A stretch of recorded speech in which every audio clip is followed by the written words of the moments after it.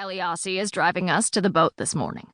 We'll be back on the late boat, and we'll walk to Eliassi's house. Jake will have drops in his eyes and can't drive. Eliassi will drive us home again. Okay? Okay. But things are not okay. And Boots knows I know it. I know what is really on Jake's mind. He will lose the middle of what he sees when he drives. Not seeing the road is worse for Jake than not seeing his face. Eliassi arrives a bit early in his gray pickup truck with a surprise. Sitting between George and Eliassi is a big, smooth-coated brown dog. When he opens his door, the dog leaps over George and jumps down from the truck.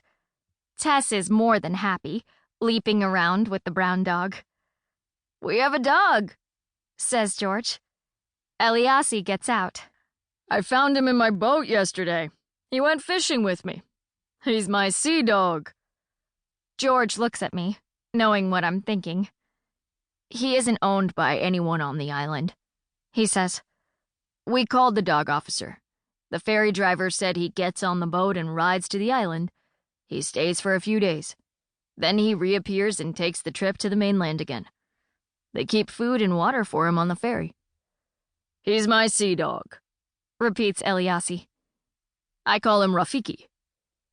What does Rafiki mean? I ask. George holds up his hand. "Friend," he says. Theo comes out of the house with Boots and Jake. Rafiki runs to them. New friends.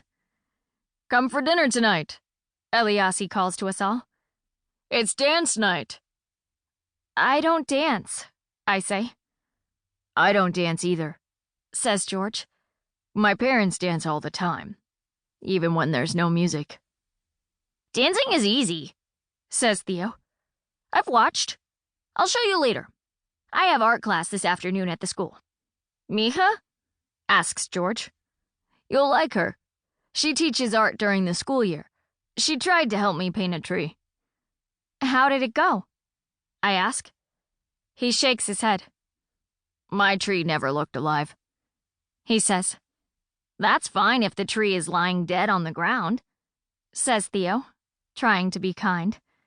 Boots and Jake laugh. "I'll try to remember that I am good at painting dead trees," says George. "And don't worry about dancing," adds Theo. "Dancing is just two people, looking bored, hanging on to each other and moving around." "Boots and I dance," says Jake. "And we're never bored."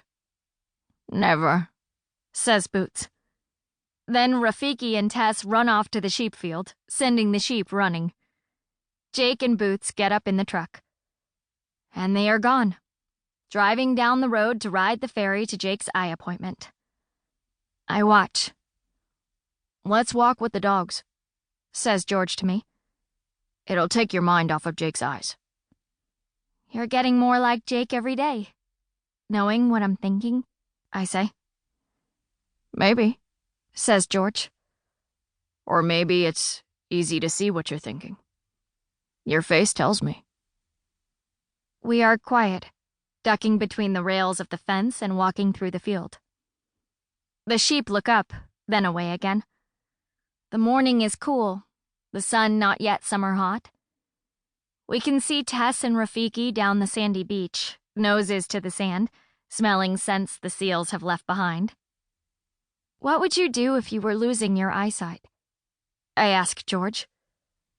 He thinks for a moment. "I'd memorize the world," he says. "Remember it." I stop walking. That's what Jake said this morning, I say. George nods. "I'm turning into Jake," he says. "You said so." "George!" A small boy waves from down the beach. He begins running. "Marco!" shouts George.